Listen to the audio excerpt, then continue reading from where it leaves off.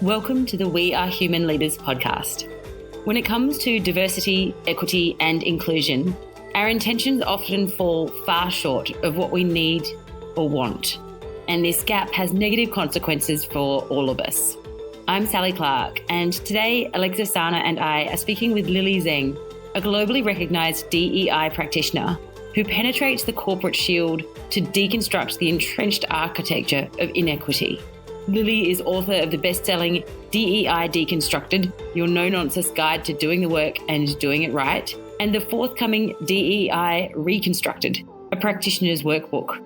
We learned an incredible amount during this conversation with Lily, and we are sure you will too. Let's delve in.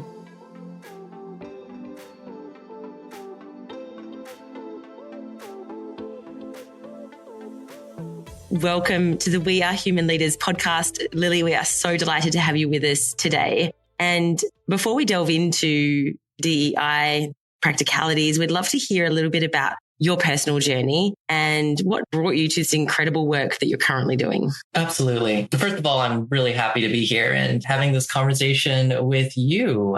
This is going to be a lot of fun. So diving into my personal journey as a DEI strategist, consultant, and practitioner, I typically started in college when I was involved with quite a bit of grassroots activism, student activism, to make my university, more equitable, to address what we as student activists saw as racism and sexism on campus, in how students were getting treated and the resources that were available to folks, and how our university, how the organization was dealing with these really big issues at the time, these societal issues of inequality. And so as activists at the time, I was working hard to try to shift systems, to change people's hearts and minds, to make the university a better place. And as part of that journey, I engaged in a lot of protests. I engaged in a lot of direct action. One of those actions was a really big one. We sort of caravanned over to one of the biggest bridges in the local area and sort of shut down the entire bridge with, dozens of people. We all got arrested. Now, I tell that story not as bragging rights, but as a moment of reflection for me, because, one would figure that if you take a big action like that, people would look, people would listen, you'd get a whole bunch of attention, you'd be able to raise awareness of an issue. And the strange thing that happened is we all went out there, we all got arrested, we made the news, and nothing happened. Nothing happened. We went back to our university and said, well, we now have arrest records. We all have some trauma. We're definitely going to need therapy. We're going to go through the court process. Did we change anything on campus? And some of the leaders and administrators we were talking to were like, well, we're baffled as to why you did that. I'm so sorry. Can we help you? I don't think this changed anything on campus. And you weren't very clear about what you were trying to change in the first place, but I'm so sorry you were arrested for no reason. Can we help? And that story really makes me think, right? Because it's not that protesting was the wrong thing to do, right? It's not that direct action was wrong. It's that as activists, we had fallen into the trap of prioritizing the optics, right? The visibility of our intervention rather than actually focusing on what it was that we were trying to change, what it is we were trying to achieve. And so it was a very expensive lesson in the sense that we all, went through a really harrowing experience and didn't achieve what we wanted to. And that experience for me really changed the direction that I was heading in. It really led me to ask,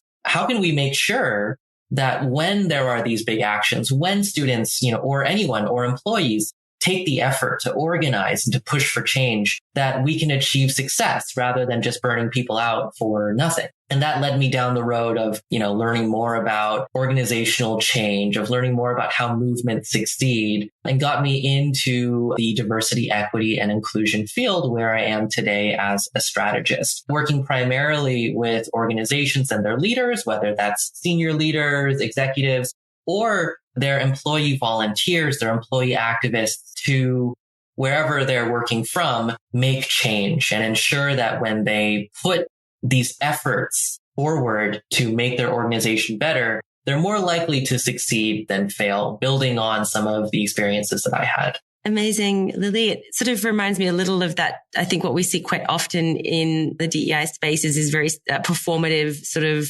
superficial things that are done and very much sort of for show. So what I'm hearing you saying is that you really work to create sort of actual meaningful, substantive change in organizations by supporting leaders through that process. So thank you so much for sharing your journey and that powerful story with us. Yeah, of course. It does make me think. I actually have a bit of a pet peeve with the word performative. Ooh. Which is that the word is useful, but not in the way people think it is. Oftentimes when you hear folks, whether like DEI practitioners or otherwise, use performative, it essentially refers to, oh, this is something done for show. This is something done for optics. And the complicated reality, in my perspective, is that there are very few things that leaders and organizations do because they maliciously know that they're not going to work and they're just trying to pull the wool over people's eyes. More often than not, it's well-intentioned but extremely ineffective change makers doing what they think will create change and them simply failing. And so this conversation around performative can lead people down this false road of thinking, oh, here are 10 activities that are performative and 10 activities that are not. And that's wrong. That's just straight up wrong. There's no such thing as a performative action or not. There's only, does this action work or not? That's the only thing that we should actually care about. And so, and that's honestly what many people believe. If there's an action that fails, we're likely to call it performative, right? And if there's an action that succeeds, we say, oh, that was genuine. But everyone intends to succeed, right? Like all the time. We just don't have a good handle on why it is we fail our efforts. And so, I've never met a leader who says, I'm getting ready to do some window dressing DEI. I'm getting ready to be all talk and no action. Because I genuinely think that, they're making a difference. They're just failing to do so. So I would love if we could move past this conversation of these 10 things are performative and these 10 things are not, toward how can we make sure that the work we're doing works, full stop. Thank you for sharing that, Lily, because I think that is acknowledging, as you mentioned, the effort that people do put in and that the intention behind the action is there and that there's no malice intended by it not having the desired outcome. So I think that that is an opportunity for many organizations and leaders who are perhaps doing what we would typically class as, more of the performative things to enter the dialogue around, okay, well, how can something and the one that we see so typically come up is, the breakfast or the week of celebrating Women's Day, and it's just breakfast and speeches and no process or systems change. So in my mind, they tend to be the more optic events and things like that seem to fall into that category where folks think, well, this is just paying lip service to it, but no process is changing. So I think that's a really welcome opportunity for us to explore that in a different way. So thank you. I appreciate you taking the time to share that with us. And before we delve into more of the practicalities of DEI itself, you've done an awesome job in helping us sort of pick apart some of that language already. And I'd love for us to get a little more granular on the actual definitions of DEI, diversity, equity, and inclusion. Could you share with us some of your definitions, Lily, around what these things mean? Absolutely. And this is a bit of a leading question because my definitions are different than the ones you might find in the industry. This was on purpose. So the definitions that many people think of when they see diversity, equity, and inclusion is something like diversity is the presence of difference. It's all the ways in which we're different. Equity is making efforts to make things fair. Inclusion is about making people feel belonging. And so these are all, fine definitions. I take issue with them, not because I think there's poor intent behind them, but because they're very difficult to actually follow up on. If you say diversity is the presence of difference, then the common retort is, well, then isn't everything diversity? Yeah, that's true, right? I've seen diversity workshops say, whether you like McDonald's or Burger King, that's an aspect of diversity. And I'm like, I guess, right? And that's enabled by this horrendously watered down definition that we've used, right? And it's enabled this conversation that started in the US from very real racial inequity and, racist discrimination toward this completely whitewashed, are you an introvert? Are you an extrovert? That's good stuff to talk about, but it's getting away from the main topic, right? And the larger problem with all of these definitions isn't even in how they've become watered down. It's that none of them are accountable. They don't let us gauge our progress. They don't let us know whether we're succeeding or not. And so you can have DEI practitioners messing around all day and not having any idea whether they're actually achieving change, because diversity is different and equity is trying to make things fair and inclusion is making people feel belonging, right? Like it's turned into a mantra that feels empty to a lot of people. And so when I was thinking about these definitions, so I've said all this as a sort of forward to the way I've tried to reshape these. I wanted to make DEI definitions that you could measure, that you could hold people accountable to, and that you could actually feel good about yourself if you're able to achieve. And so those definitions are as follows. Diversity is the demographic composition of a given environment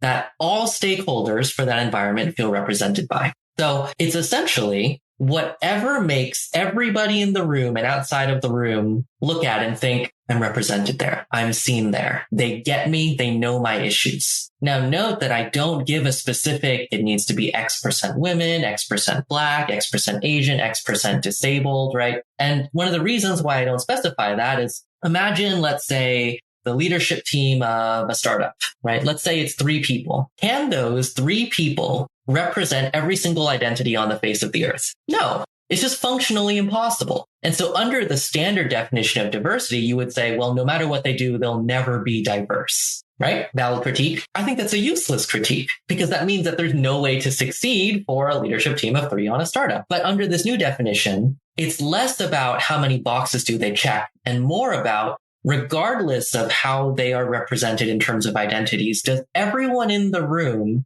look at them and think they get me? And that will likely require that, there's probably at least one woman. That will likely require that there's probably at least a person of color. And that will likely require that they have other dimensions of diversity. But it's less about the box to check and more about their ability to make their stakeholders feel represented. And that's a measurable goal. That's something we can actually gauge, right? So that's my definition of diversity, the demographic composition that all stakeholders feel represented by. And you can use a similar approach for equity and inclusion. For equity, I use 2 different measures. One, the presence of success and well-being for all stakeholders, and the absence of discrimination and mistreatment for all stakeholders. Measurable, very simple, easy to gauge, and easy to say, have we achieved this? Yes or no. For inclusion, it's the presence of all stakeholders feeling respected and valued at work for whatever identities they want to bring to the table. That's it, right? It's very simple. You can, again, measure all of these things. There are numerous metrics behind each of these definitions, and you can say, we've either gotten there or we haven't. And these definitions, I think, are powerful because they're different, they're simple, and they let us measure how successfully we are achieving the change that we're trying to achieve. I think they're extremely potent, Lily, and I appreciate this notion of the all stakeholders approach feeling represented. And as you say, it can be really challenging for organizations. And the example you used was a startup of only 3 people representing potentially all stakeholders that their company, might represent. And I think that was a really valuable way of articulating that. And as you said, the key thing we see so often missing in DEI is the measurability of it. And I think your definitions give us a very clear way to reframe what diversity, equity, inclusion look like and actually put some accountability and some metric to achieving those in a more practical sense. That's the goal. Yeah, because the lack of accountability, the lack of measurability is probably the biggest Achilles heel of our entire industry. And if we're not able to measure our success, then all of our efforts will be doomed to failure. That's just how things will end if we don't get a handle on this stuff. Yeah, it keeps us in that intention phase and sort of impact actually still being really elusive. Mm-hmm. So I'd love to look at the kind of the key relational behaviors that you see as being key to underpinning a successful DEI program. Lily, I know you speak about this a little in your book, DEI Deconstructed. Can you sort of paint a picture for us of what those key relational behaviors might be? Yeah. So relational behaviors in the sense that, these are actions that people can take with each other within interpersonal relationships. So whether you're on a team, you're in a department, you're working together, your office mate, your desk mate, these are some common behaviors. One is the easy one, right? Allyship, being able to understand the issues that other folks are facing, other communities are facing, and advocate with them, alongside them, to address inequity. This is a common one. It's closely linked to bystander intervention. That's a really important behavior at all. Most embodied by, if you see something, say something, right? So just ensuring that when misconduct or a microaggression or a subtle act of exclusion occurs, that you're not just there passively enabling it by doing nothing, and instead using your voice, using your power, your authority, your resources to say, hold up, that's not okay. We don't do that here. Here we do this, right? Here we talk to people respectfully. Here we acknowledge people's contributions when they speak up in meetings rather than saying the same thing and taking credit for it, right? Like, these are two common behaviors. And there are others. Building on some of these first two, working in solidarity with folks, not just waiting until something happens, but actively working together with them to say, hey, what are the big issues that you want to address at work?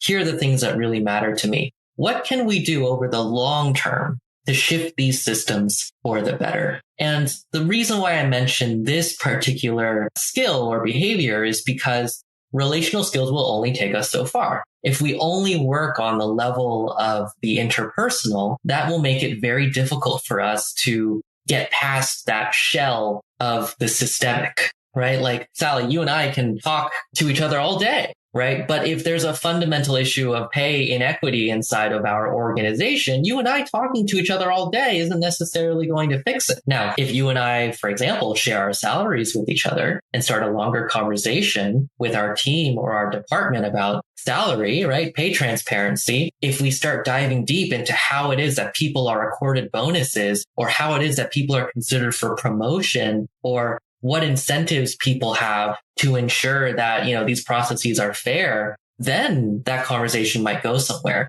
But that's not just an interpersonal skill, right? That's starting to get into the realm of systemic change. And so the more we can get past this space of like, well, we just have to make nice with each other, toward this idea of we build these relationships specifically so that we can work in solidarity with each other to achieve systemic change, that's when we start seeing real progress. But it's harder, right? It's much, much harder. I think that's such an important point that you're making, that it's, we do focus a lot, I think, on this idea. I was thinking of the concept of sort of psychological safety, that we can connect with each other. I see it a lot in burnout prevention as well, that there's this idea of just being safe to sort of say how things are interpersonally, sort of in a team environment. And that gets us only a really small part of the way to actually embedding long-term change and really preventing something like burnout, or I imagine embedding DEI in the workplace. I imagine it also takes more effort. Like, there takes some courage on the part of leaders as well to be, sort of moving past the creating a safe space to talk about things, to feel like an ally, to maybe say, to create that sort of relationship that can start the solidarity, but actually taking action towards making that the lived experience is goes quite a lot further.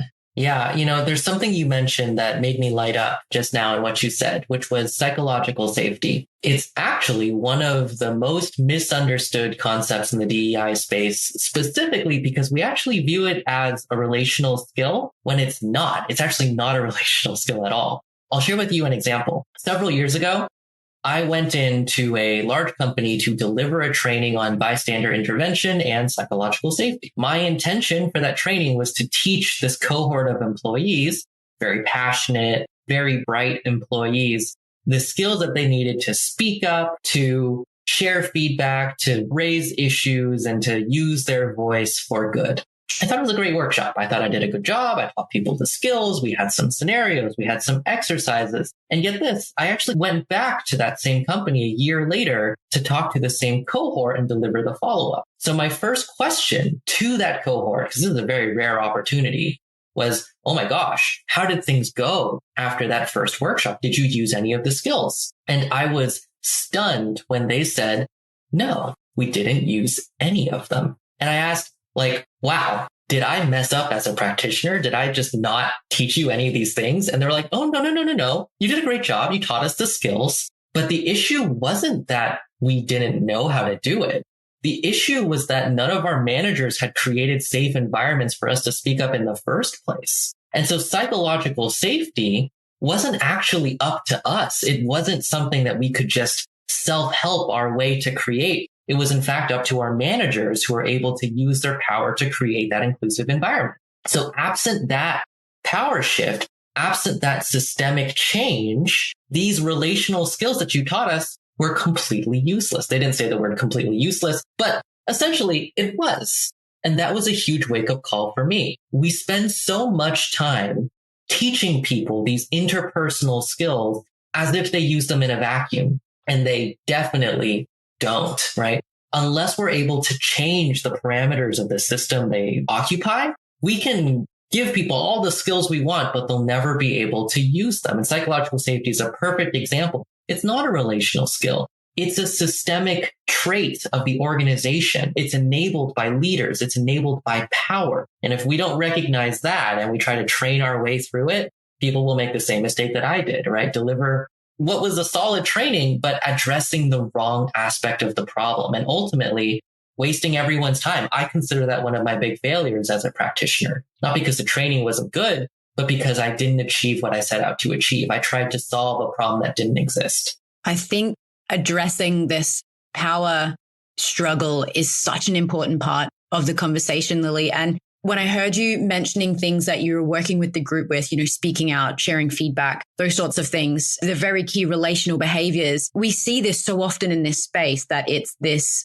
conversation around, well, how do we create the space for people to challenge the status quo? But to me, and you mentioned this idea that leaders need to be involved, systems need to change. Could we just take one moment to perhaps identify some of those systems? Because I've worked in big organizations before where my manager, perhaps wasn't able to create that space, but there also wasn't the mechanism in place for us as employees to perhaps escalate that. We didn't know how to take that issue further. Just in our direct team, that environment wasn't created.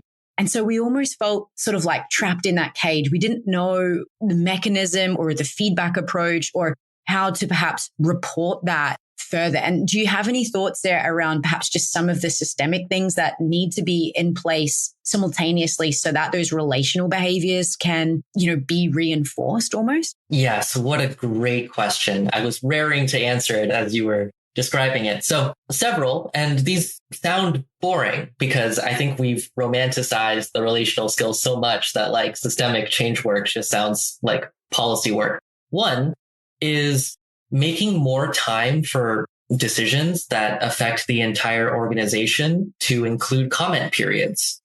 Very straightforward.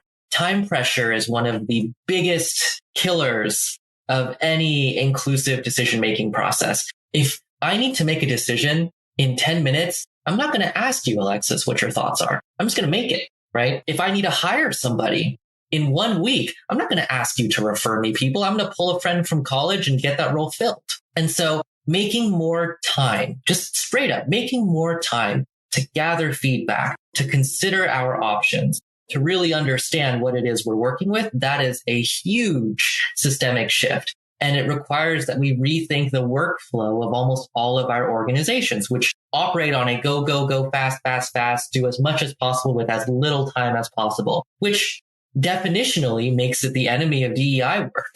Any DEI work requires intentionality. Intentionality requires time, right? That's one systemic shift. Another one, make many opportunities for regular feedback. Train leaders to invite feedback during their one-on-one meetings. Also include other avenues for feedback beyond just going to your direct manager, whether that's regular pulse surveys, whether that's biannual engagement surveys, whether that's anonymous hotlines, whether that is a third-party reporting platform for issues. Essentially, give workers as many different avenues to share their thoughts and feedback. Make it easy, make it accessible, even reward them for doing it. And don't just give people ways to offer feedback, but embed this idea that feedback is valuable into your culture, right? What if for every all company meeting, you had a period where you brought up the latest bits of feedback that you had acted on and celebrated the act of sharing feedback so that you could improve?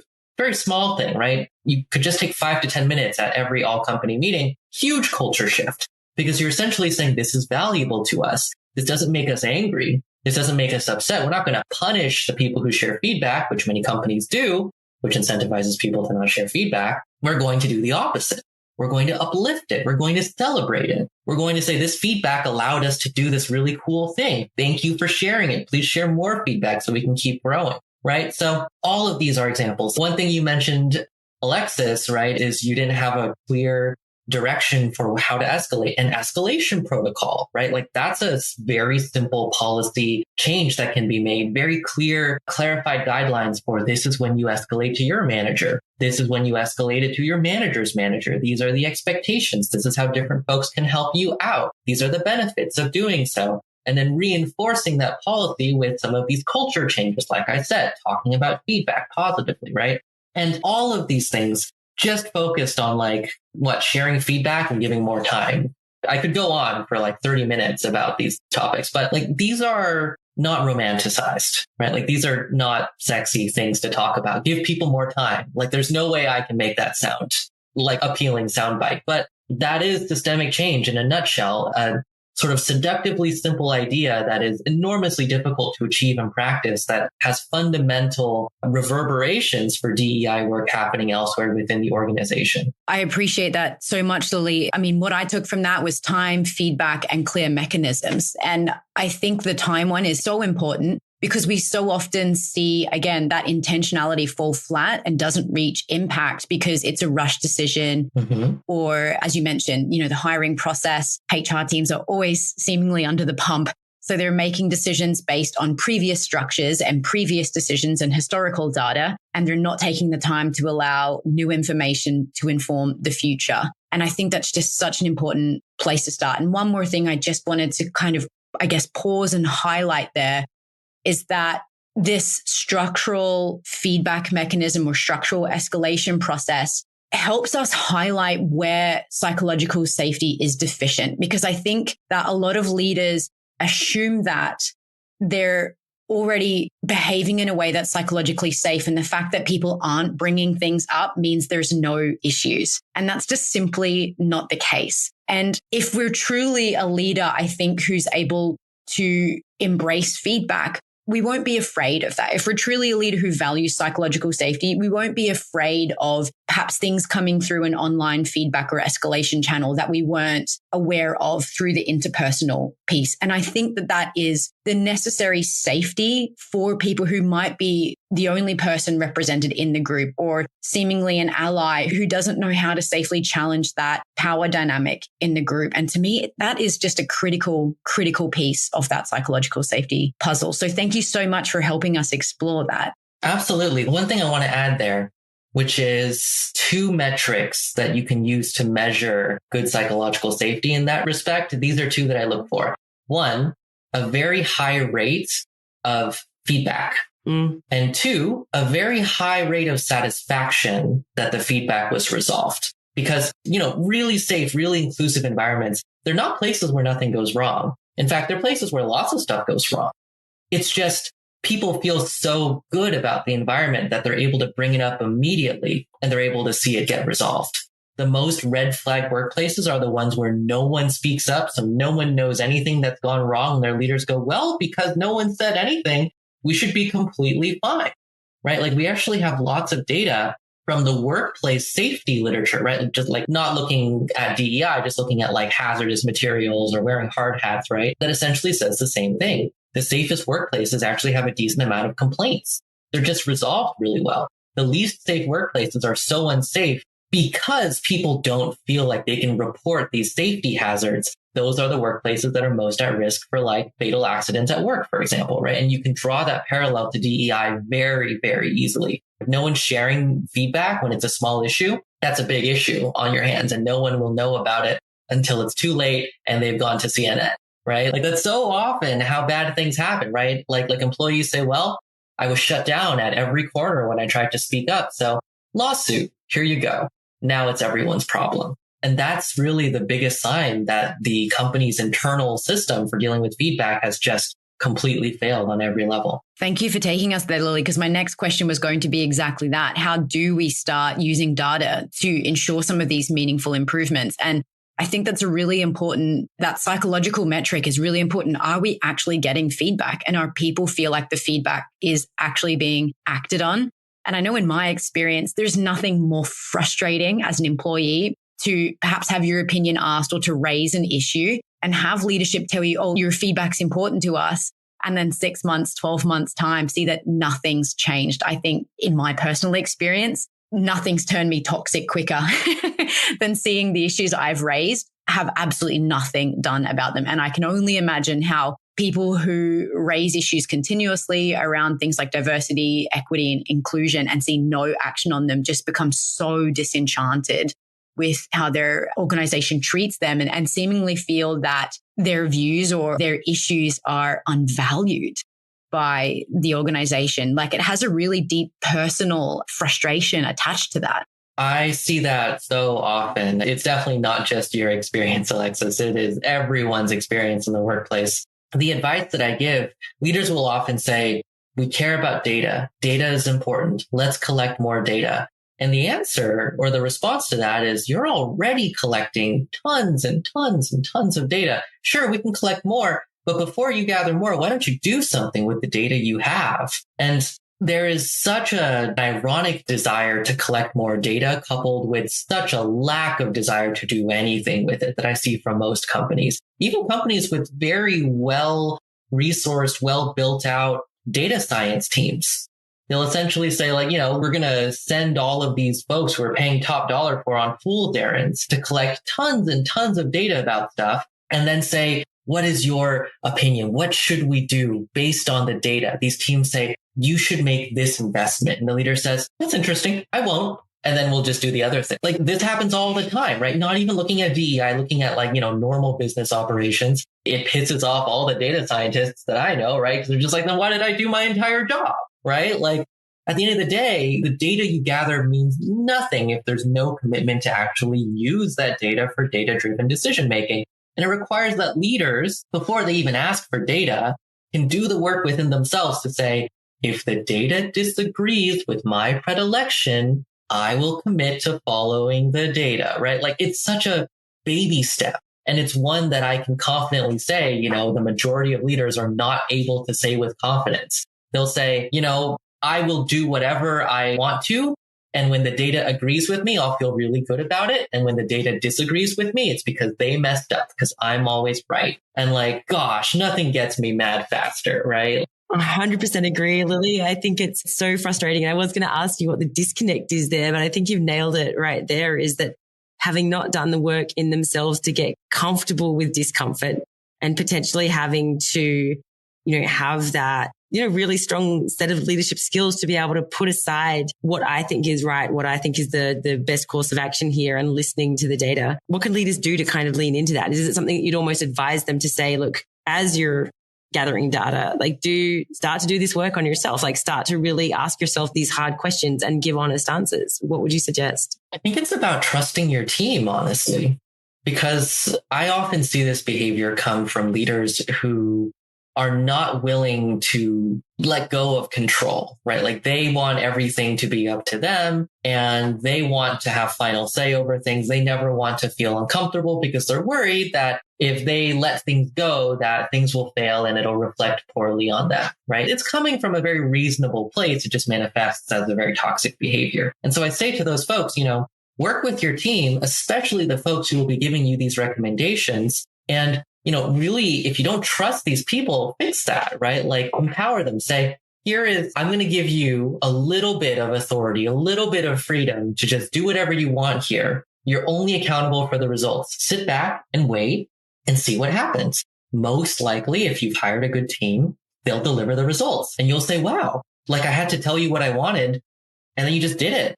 That's nice. I trust that. Let me give you a little more responsibility, right? Do it again. And see what happens there. Over time, the more you do that, you'll be able to someday say, hey, I want you to create an extensive data analysis project looking into this core problem. I've given similar things to you many times. This is the biggest scale I've ever done it on. Give me your recommendation and justify it with, some of the things you're seeing. I will make a decision based on that, right? And now you're at a different place because you've built that relationship of trust. And, hopefully you've let go of some of your own ego over repeated experiences of seeing these folks deliver. So that when the moment comes, people say you should do this. You're like, great, I trust you. I'm going to do it.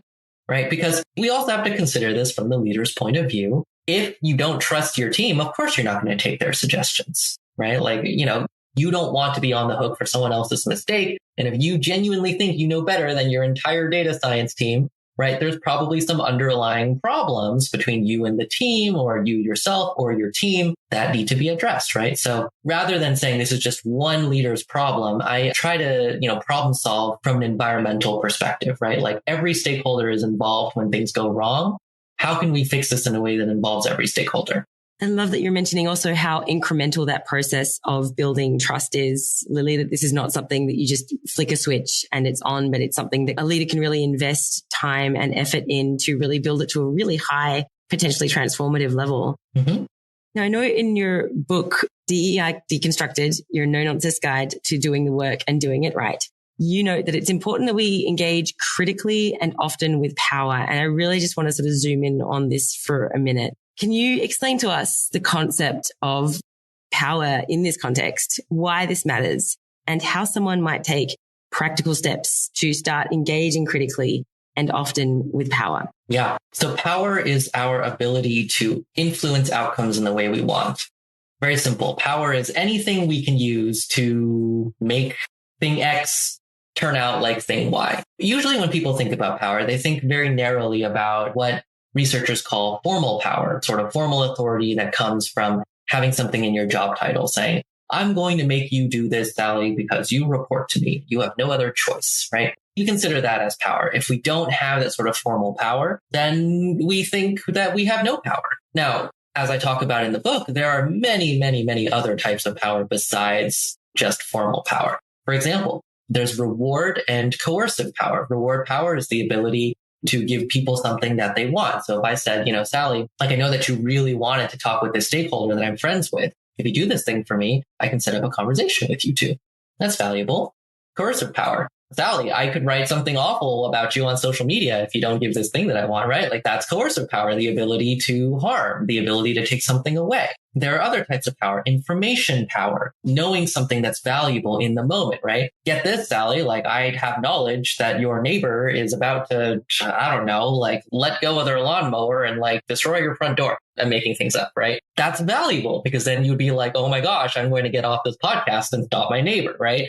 There's expert power, the power that comes from being seen as an expert in the space. We're having this conversation right now, right? Like the advice that I give is valuable in the situation because you've come to me to talk about DEI. And then finally, there's referent power, which we know by a different name, charisma, the power that comes from being respected, being liked, and being seen as someone that you want to listen to. Now, these 6 forms of power are very valuable because everyone has access to them. Everyone has access to at least one of these forms of power. And so when people in workplace situations say, I'm powerless, I can't do anything about the situation, I almost always disagree. They are speaking from the fact that they may not be leaders with formal authority over the situation, but that doesn't mean that they're powerless. There are so many different angles that I just talked about that they can use to create outcomes in the way that they want. They can talk to different stakeholders. They can leverage their authority. They can try to gain more information. They can try to offer rewards. If the time is right for it, threaten punishments, right? There's a reason why the social media call out is really useful to take down companies that,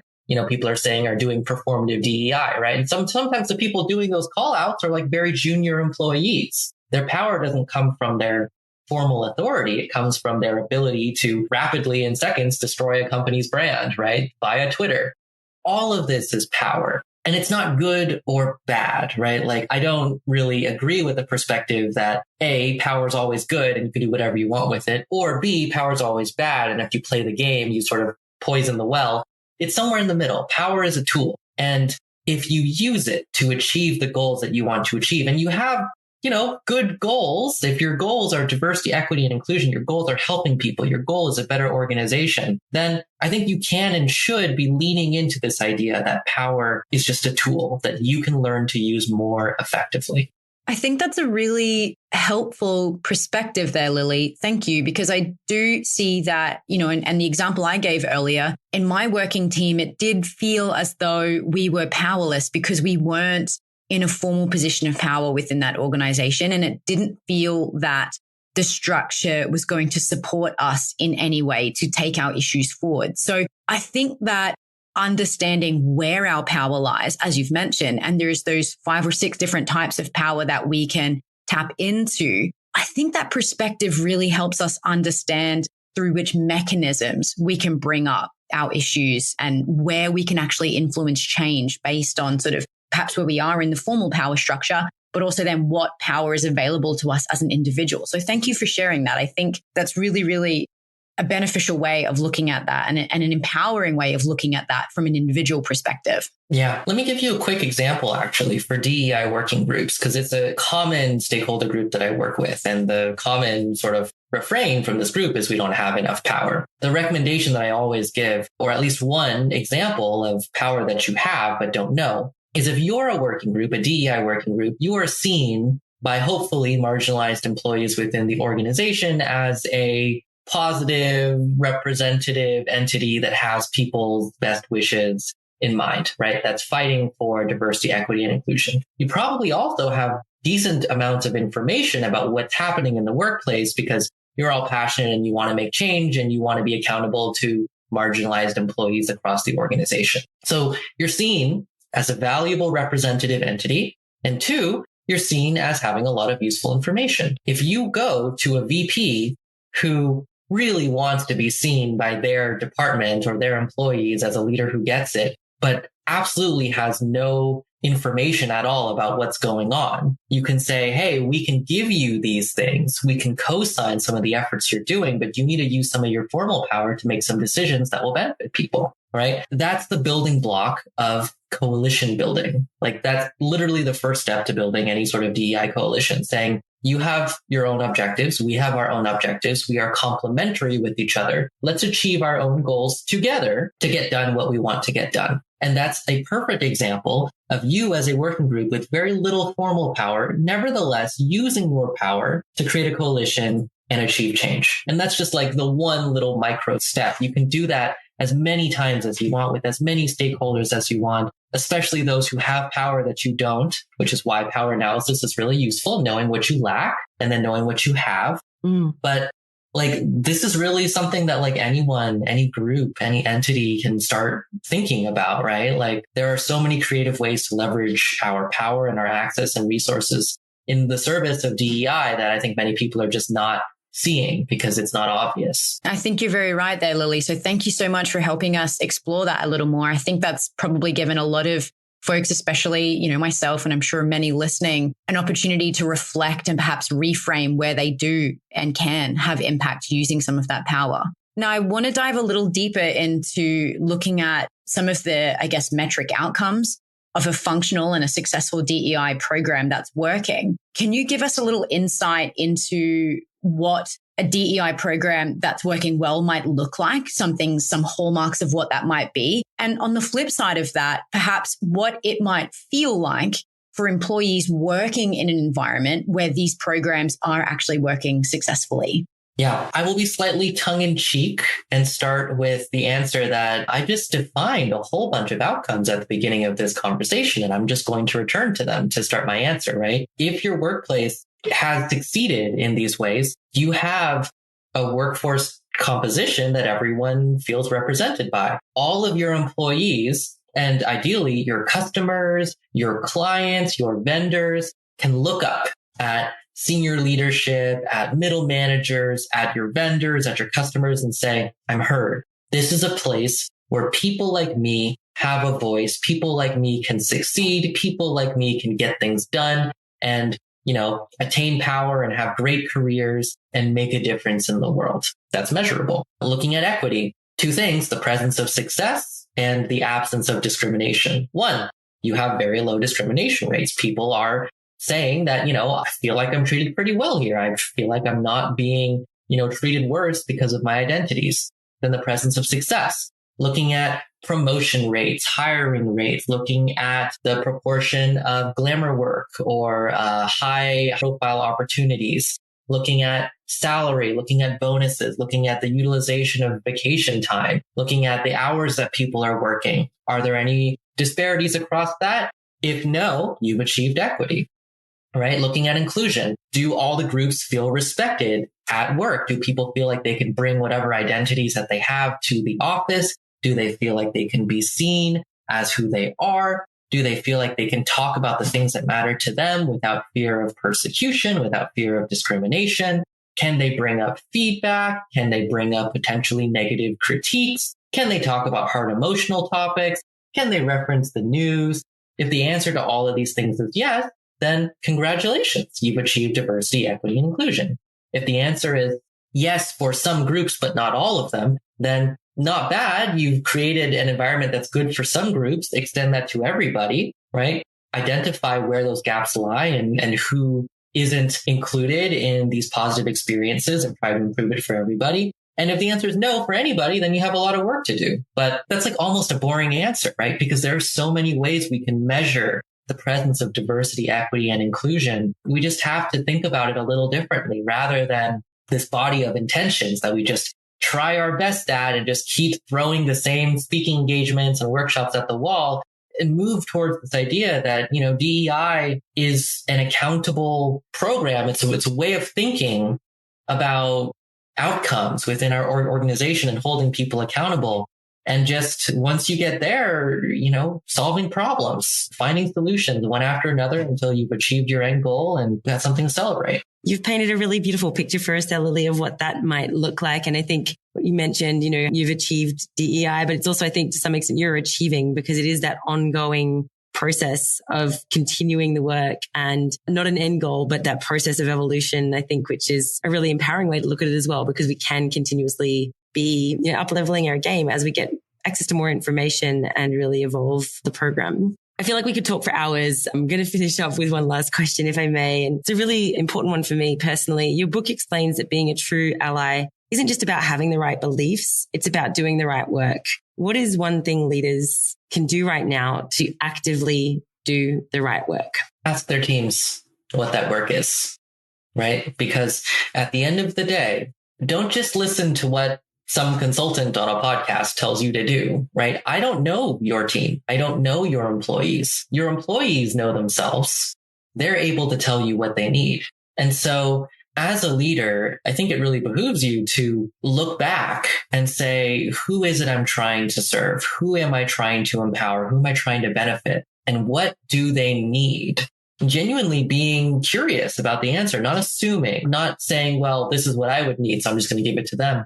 But being humble and saying, hey, team, I want to meet your needs better. Help me help you. It's that simple, right? And whatever they say they need, it's your job as a leader to empower them. And that's it. Thank you so much, Lily. It's been an absolute delight to speak with you today. So much to reflect on and sort of, really take away, I think, for all of us. We really appreciate your time. Thank you for being with us on We Are Human Leaders. Thank you so much for having me.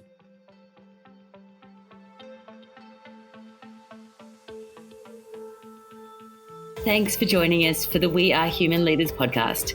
You can find more about Lily and their work at www.lilyzheng.co and in the show notes. And join us as part of the Human Leaders movement at www.wearehumanleaders.com. See you next time.